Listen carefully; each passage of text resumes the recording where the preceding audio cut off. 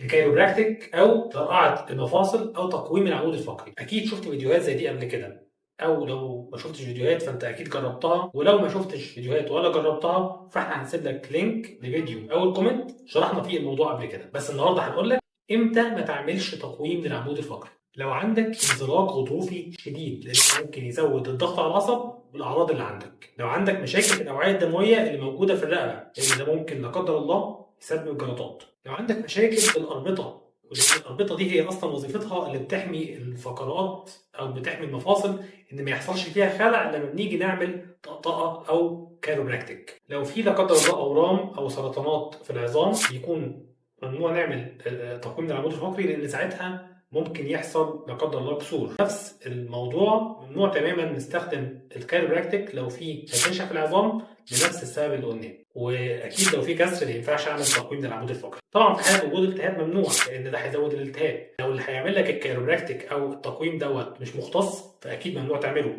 وطبعا لو انت مش متشخص صح فممنوع تعمل كايروبراكتيك لان ممكن يكون عندك لا قدر الله اي حاجه من الحاجات اللي احنا قلناها دلوقتي. كاتي ماي عارضة الأزياء الأمريكية توفت سنة 2016 نتيجة سكتة دماغية كانت لها نتيجة تمزق في الفرتبرو بازلر ارتري اللي بيعدي وسط فقرات الرقبة عشان يوصل دم للمخ. كمان سايب لك لينك لبحث ل 26 حالة حصل لهم زيادة في الأعراض أو لا قدر الله وحالات وفاة بعد إجراء جلسات كايروبراكتيك. الكايروبراكتيك مفيد جدا بس لما يتعمل صح وده اللي محتاج. ادينا كومنت قول لنا عن اي تجربه سواء كانت ايجابيه او سلبيه مع تقويم او كايروبراكتيك. ما تنساش تتابع الشانل بتاعتنا على اليوتيوب وعلى الفيسبوك وعلى التيك توك وعلى الانستجرام عشان اكيد هنقدم لك معلومات كتير هتفيدك.